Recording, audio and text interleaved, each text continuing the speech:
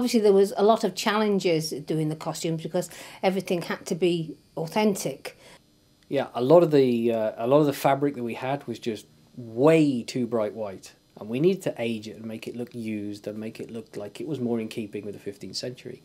So we put every single last piece of garment through acid baths so that it would age appropriately. The aging of the costumes. Well, that was quite interesting actually, watching Andrew with lotions and potions and burning things and burning himself. He'd been asking me for weeks to get involved with the costumes, and I kept saying I can't sew, I don't even have a sewing machine. Next thing, there's a sewing machine landed on my doorstep, and a few 100 yards of different coloured canvas, and he asked me to make these little, it's not shoes, it's just like little inserts that go inside the shoe, like little cloth boots.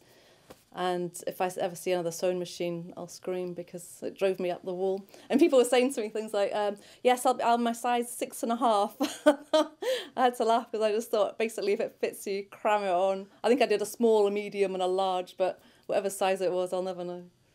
Well, I was rather press-ganged into doing the costumes, and I thought, oh, that's okay, I'll just do one or two. And then after a couple of weeks, I suddenly realised I was costuming 70. The director would arrive with bags full of blankets, sheets, any item of clothing that had been got from all the charity shops, I should imagine, in the island.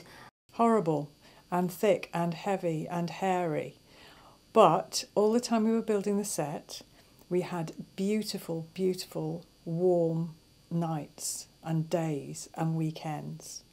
And when it came to shooting the film, it was cold and dank and nasty. So we were very pleased with our heavy, horrible, hairy costumes. After I'd done the costumes that the director had asked for, he'd come to collect them, happy days, and suddenly he'd say, I just would like a few more done, and that's, he'd end up going in the back of his car, and another 6 bags of blankets, sheets, all sorts would arrive on my doorstep with another order for about 10 more. I felt a bit like Rumpelstiltskin. But on the day, there were so many people running around that we didn't know whose costumes were whose, and it was just a case of find something that fits you and put it on, basically. And we were just managing to get everybody into a costume, and this lady came up to me and said, there's no way I'm wearing this dress, it's yellow. You know, and I just looked at her like, it fits, wear it, you know. And she says, I'm not wearing this dress, it's yellow. This is an extra, not like star of the film. I'm not wearing this dress, it's yellow. She said this was the colour that prostitutes used to wear in those days. I think Julian told her that it was the colour of the prostitutes. Well, thanks, Julian. None of us knew. But and she wouldn't have done, and would have gone quite happily in our yellow, which was a much nicer colour than any of the rest of us had.